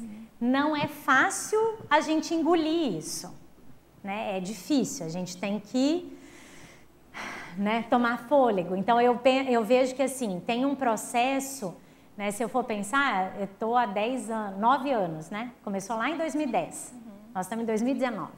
Então, eu estou há 9 anos pesquisando dentro de um continuismo e isso tem altos e baixos. Então, tem hora que vem uma coisa mais difícil, fica mais evidente um trafar mais difícil de você engolir. Então, eu dou tempo de decantação. Então, eu não tiro aquilo de mente, mas eu respiro. Aí eu volto de novo. E aos poucos eu mesma vou desdramatizando aquilo para mim, entende? E essa técnica, provavelmente essa técnica do autoinventário que se faz, ela deve contribuir, porque gera um afastamento, né? Você também tem um distanciamento, vamos dizer assim, no olhar daquela situação. Por isso que aquela técnica do inventário me ajuda. Porque ali eu ponho fato. E aí, contra o fato, eu não posso negar. Então, aí eu olho como se eu tivesse analisando um caso que não é meu. Sim. E aí, se eu analiso um caso que não é meu, e isso também é uma coisa legal da gente aproveitar em termos de estudo de biografia. A gente vê a biografia, então a gente estuda a biografia do outro, e aí você fala assim, mas poxa, o que essa pessoa podia ter feito? Poxa, mas por que ela errou aqui? Você tem essa coisa de né, mais ou menos ali julgar e analisar o caso alheio. Aí depois que você faz isso, você traz para você. Fala, mas espera aí, o que eu tenho disso? Então, um caso muito curioso para mim é do Franklin.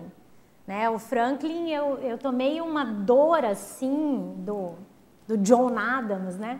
E eu realmente tinha uma coisa brava ali, uma repulsa pelo Franklin gigante, porque afinal de contas ele... E com o tempo eu fui vendo traços dele que me incomodavam. Aí é a técnica do espelho, né? Por que eu ficava tão injuriada com o Franklin? Poxa, porque eu também tenho aquilo. E aí, naquele momento, né, você respira, engole, aí você ganha um livro, aí depois você ganha outro livro. Eu falo, mas eu não quero estudar o Franklin.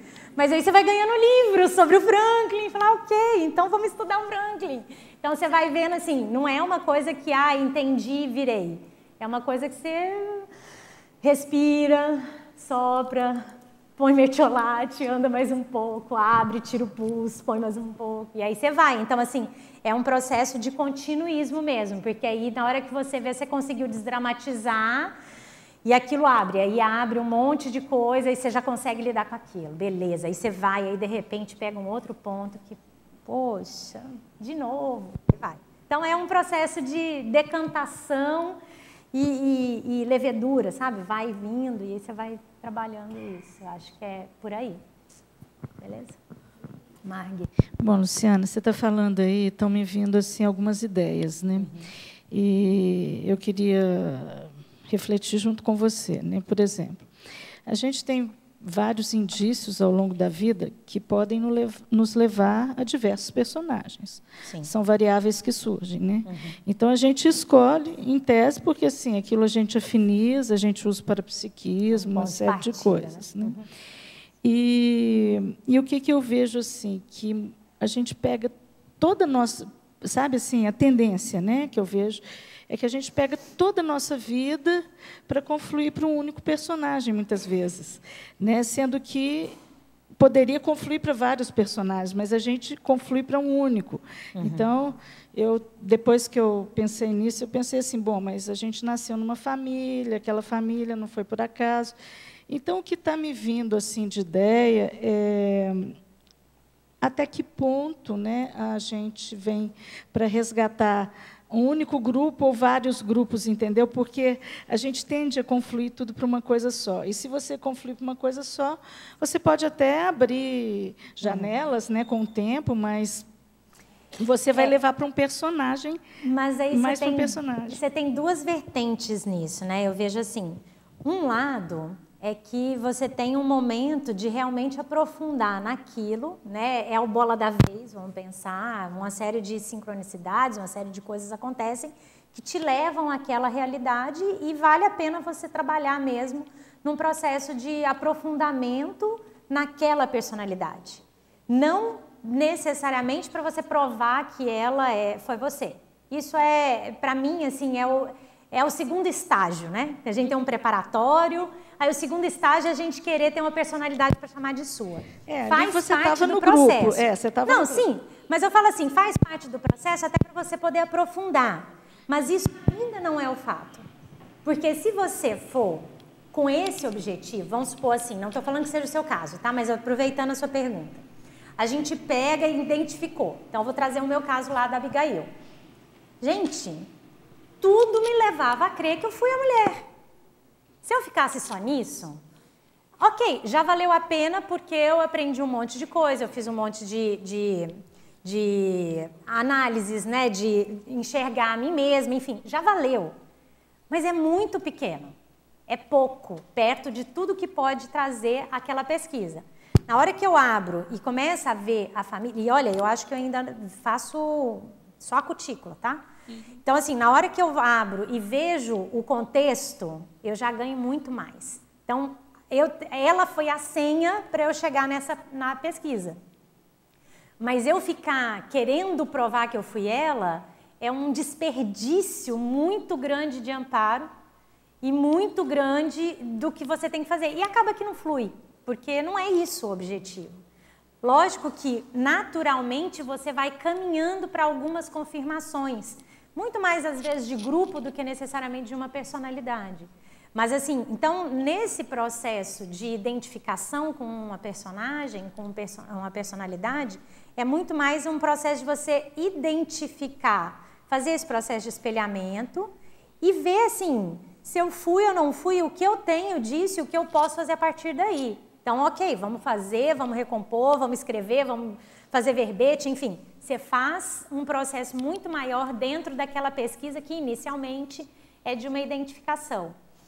E a outro lado, então esse é um ponto, né? O outro ponto que eu vejo é que você tem momentos, porque a pesquisa ela tem um nível de evocação muito grande. Então, se a gente enxergar o processo da pesquisa serexológica como um elemento de assistência efetiva, sabe, assim, no dia a dia, no cotidiano, na TENEPS, ali, no aqui e agora, ela é muito grande. Porque imagina você evocar, primeiro, vou pegar as técnicas que eu usei, evocar minha família inteira. Você vai repassando e vai mexendo com o passado de todo mundo. Aí você pega a família do fulano que você estava estudando, então não só a pessoa, você começa a pegar a família do fulano e você começa a viver evocando todo mundo.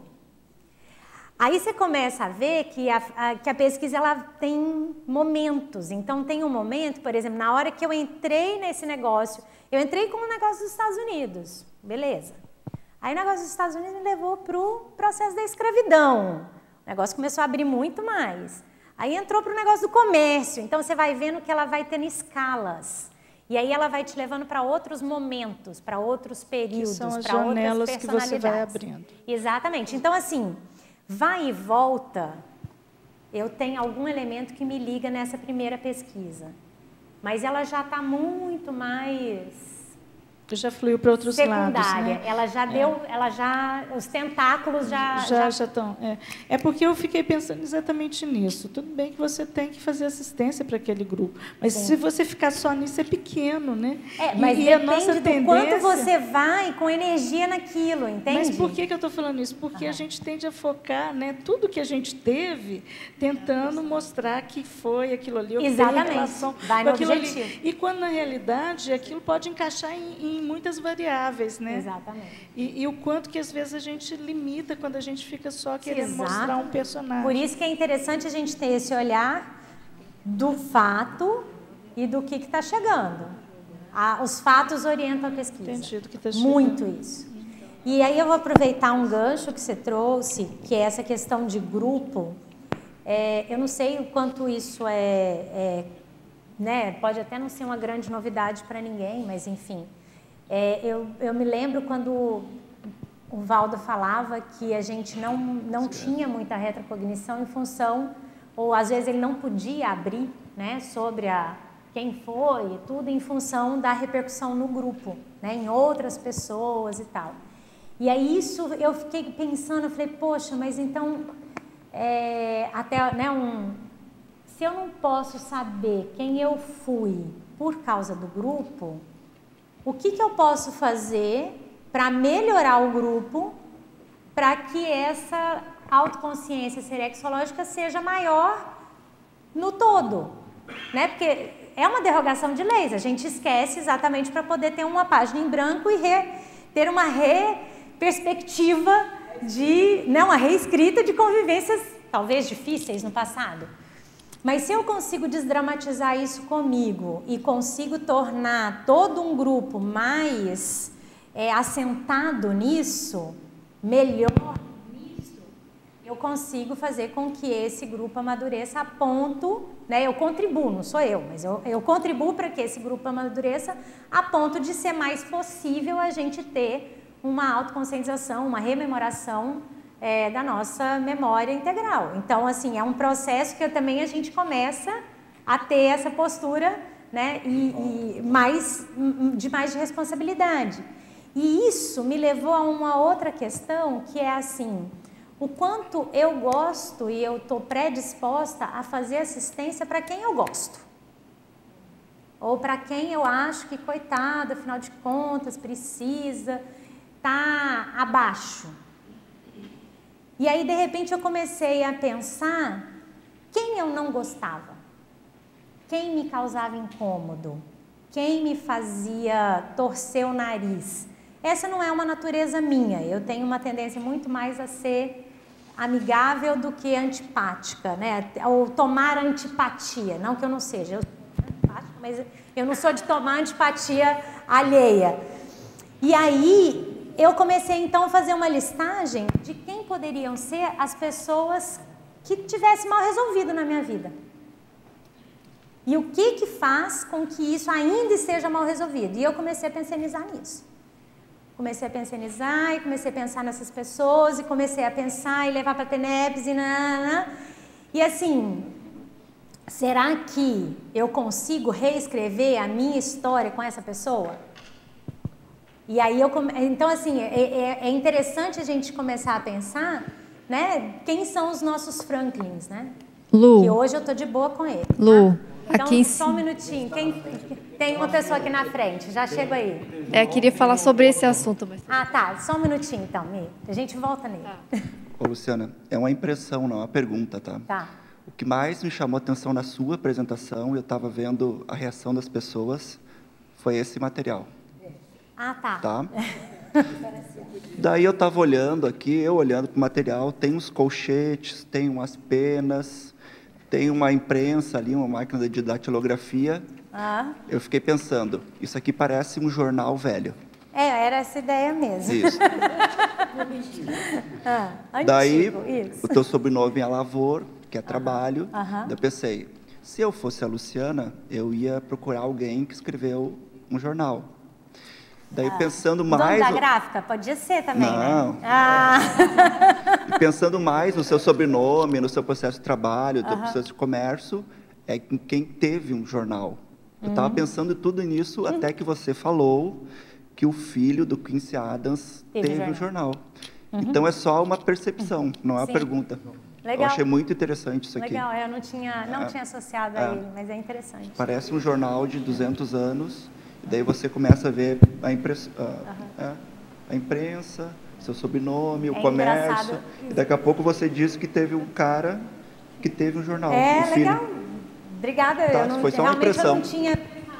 E é engraçado que eu estava comentando antes da gente começar, né, que o conteúdo em tese já estava pronto, já tinha tempo, que a gente sobre a tertúlia em outubro, né? Então, assim, já estava tudo estruturado, mas eu olhava para aquilo e falava assim, não tá. Não tá. Aí, a hora que eu pus no formato, eu falei, nossa, agora ficou. Mas chamou atenção demais, porque eu cheguei 10 para as 9 e todo mundo pegava e se impressionava com isso aqui, legal. né? Achei estranho. Não, mas obrigada pela pontuação, porque inclusive é dessa geração que eu tô com a hipótese da segunda Abigail aí. Então, tem coisa aí para pesquisar. Lu. Michele. Era a Michele mesmo? Ah, João Paulo. Vai, Michele. Vai que é sua. Rapidinho, eu queria só perguntar. A gente ainda dá tempo de mais uma. Não, só queria perguntar se você notou ao longo dessa trajetória toda de pesquisa, que eu achei que você tocou um ponto bem importante, que é a questão da memória, né? E se você notou que a partir do processo do trabalho com as emoções, de mexer com o processo grupal, de ir limpando tudo isso, você notou um upgrade dos seus flashes mnemônicos, você nota que a tua memória está melhor com o passar desses anos? Olha, o que eu acho que melhorou, assim, que mais me fez trabalhar o processo de memória foi a tal da planilha. Porque é interessante... Do inventário. Do inventário. Porque à medida com que você, pelo menos comigo, tá? Que funciona assim, à medida com que eu vou registrando ali, na linha do tempo, os acontecimentos, vai vindo pessoas, fatos, sabe? Coisas que você fala assim, nossa, mas por que eu estou lembrando disso e não de outra coisa, sabe? Então, assim, para mim, a técnica que mais me ajudou em processo de memória foi essa. E flashes também do passado? Aí, assim, eu acho que tudo isso, né? corroborou para eu conseguir começar a acessar ideias das outras vidas. Né? Então, acho que é uma somatória de coisas, mas sim, acho que... E eu acho que sim, essa questão que você trouxe da questão emocional é fundamental, né? Porque se eu não tiver um equilíbrio, aquilo mexe com você e você acaba ficando superficial no processo. Né? Então, eu acho que, de fato, o processo emocional, não que eu tivesse ligado necessariamente, né? Mas eu acho que, sim, é fundamental. Porque a gente tem que desconstruir, né, essa questão. As nossas verdades, né? A gente tem que pôr em xeque isso. Acho que tem a ver, sim. Dentro da pesquisa holobiográfica, né? Autopesquisa, autobiográfica, você contou alguns relatos. É normal, né? A gente, quando quer fazer alguma pesquisa, a gente vai ao encontro do que interessa a gente. E daqui a pouco começam a surgir coisas que já são desagradáveis, que aí a gente tenta evitar. Né? A gente pode evitar conscientemente ou, às vezes, inconscientemente. Como é que você acha que o pesquisador serexológico ele deve fazer uma autopesquisa sabendo balancear o que gosta, que é o que é legal, o que é gostoso, a descoberta do que, interessante, de quando vem a informação desagradável, a personalidade que você rechaça, ou algum tipo de assunto, de grupo, período que você rechaça. Como a gente vai balancear isso dentro das preferências e das repulsas? Né? Eu acho que, pelo menos, o que eu uso é não desistir. Né? Eu posso não gostar, eu posso não querer mexer naquilo naquele momento, mas eu não esqueço daquilo. Eu fico com aquilo ali. Em algum momento, eu vou ter um ponto de abertura que eu vou conseguir enxergar aquilo, que eu vou conseguir olhar. Né? Então, eu vou evitando até o momento que eu suporto olhar aquilo ou que eu estou tão irritada com aquilo que eu falo, não, então deixa eu enxergar logo. Né? Tem as duas realidades. Mas eu acho que o principal é não esquecer. Porque, no meu ponto de vista, nada é por acaso mesmo. Então, nada que chegou para mim é à toa. Então, eu posso não trabalhar com isso agora, mas eu anoto. Eu anoto e deixo lá. Às vezes, até por mecanismo de defesa, eu esqueço, não quero saber, né? E deixo lá, fico quieta. Mas, de repente, eu vendo os meus materiais, as minhas anotações, eu tomo contato com aquilo de novo. E aí eu falo, nossa, não, então agora vamos trabalhar ali. Vamos pegar aquilo de novo, entendeu? Porque acho que uma das coisas que me ajuda também é isso, assim, eu registro tudo. Eu registro e guardo de uma maneira que eu consigo achar, né? Então, de tempos em tempos eu revisito. De tempos em tempos eu vou lá e pego uma pasta, eu vou fazer um curso. Eu pego algum curso que eu lembro que eu tive uma ideia, e aí ali naquilo eu vou, nossa, nem lembrava disso, poxa, né? E aí também eu falo que a gente tem as grandes descobertas das mesmas coisas ao longo da vida, né? Você de repente está num curso e, nossa, agora entendi tudo. Registra, daí 2 anos você faz outro curso e você entende a mesma coisa que você registrou. Você faz a mesma descoberta. Então, com o tempo, eu vou revisitando e vou vendo essas descobertas repetidas que eu não dei valor, entendeu? Então, acho que isso me ajuda a... Não, peraí, tá aqui, eu tenho que mexer nisso. Às vezes tem uma memória seletiva da coisa, né? A gente tem... Eu, pelo menos, tenho muita memória seletiva. Não sei vocês, mas eu tenho. Então, essas revisitações me ajudam nisso. Eu tenho material, assim, anotações desde o primeiro CIP. Então, de tempos em tempos eu volto, não é uma coisa, né, ostensiva, mas de tempos em tempos eu volto. Muita coisa aqui eu resgatei de anotações dessas. E aí eu fui vendo aonde eu tinha deixado passar, por exemplo. Né, essa coisa da escravidão, por exemplo, uma coisa que na hora que eu vi o negócio da Biguê, ela ficou totalmente secundária. E talvez ela tivesse sido a mais prioritária, mas eu precisei de fazer essa volta para me estruturar e fortalecer para chegar nesse ponto, né? Então é bem interessante. Agora interessa, antes não interessava tanto. Antes não interessava, mas aí é a inteligência evolutiva, né? Os caminhos que você faz. E aí, nesse processo, assim, até fazendo um gancho aqui, né, a escola ajuda demais. Então, quem tiver interesse nesse assunto e quiser aprofundar, eu realmente recomendo, não é só uma propaganda, não. Mas realmente a escola de personalidade consecutiva ajuda muito, né? A gente tem vários formandos aqui, né, da escola, que ela vai te dando esse amadurecimento do processo, né? E o continuismo, porque é toda semana, então você não esquece, né? Então tá aí o convite, começa semana que vem, né? Daqui 2 semanas. Dia 12. É só para fazer um registro sobre o que o João falou aqui, que na hora do jornal eu lembrei do nome do principal jornal de Uberaba, você se lembra? Tem o Jornal da Manhã, o Jornal de Uberaba mesmo. Era o Lavoura e Comércio. Lavoura e Comércio.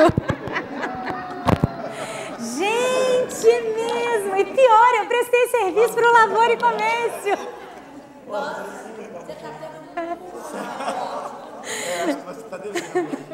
Eu fiz um trabalho de pesquisa para eles, do Lavoura e Comércio. Boa, obrigada. Não lembrava do Lavoura. É muito mais presente do que a gente imagina. Beleza, pessoal?